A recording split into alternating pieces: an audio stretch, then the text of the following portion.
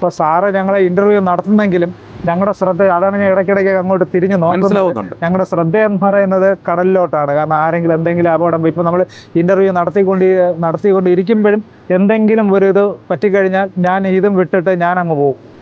കാരണം നമ്മുടെ ജോലി എന്ന് പറയുന്ന ഒരു രക്ഷാപ്രവർത്തനമാണ്. അപ്പോൾ അതൊരു മുന്നിൽ കണ്ടുകൊണ്ടും ആ ഒരു ശ്രദ്ധ കൊടുത്തിട്ടും ഈ സർക്കാർ ഇത്രയും കഷ്ടപ്പെടുന്നവരെ മനസ്സിലാക്കുന്നില്ല.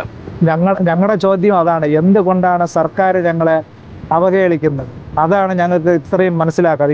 ഇപ്പോൾ തന്നെ കഴിഞ്ഞ ഇത് വിടാം, ഇപ്പം മുൻകാലങ്ങളിലൂടെ ഇപ്പോൾ ഈ 10 വർഷം തുടർച്ചയായിട്ട് ഒരു ഭരണം നടത്തിയിട്ട് പോലും, പക്ഷേ ഞങ്ങൾ പല നിവേദനങ്ങൾ കൊടുത്തിട്ടും സമരങ്ങൾ ചെയ്തിട്ട് പോലും സർക്കാർ ഒരു രീതിക്കും ഞങ്ങളെ അംഗീകരിക്കുന്നില്ല എന്നുള്ളതാണ്. ഞങ്ങൾക്ക് വേറെ ഒരു മാർഗ്ഗമില്ല. കാരണം ഇനി ഞങ്ങൾക്ക് വേറൊരു ജോലിക്ക് പോകാൻ പറ്റും. കാരണം പുള്ളിക്ക് തന്നെ ഇപ്പോൾ ഒരു 50-55 വയസ്സോളമായി.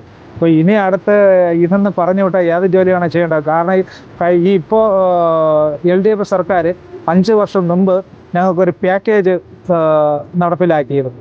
അപ്പോൾ ഈ പിരിഞ്ഞു പോകുന്നവർക്ക് 5 ലക്ഷം രൂപ തരാമെന്ന് പറഞ്ഞ് അന്ന് ഒരു കരാറുണ്ടാക്കി. പക്ഷേ അതുപോലും അവർ നടപ്പിലാക്കിയിട്ടില്ല.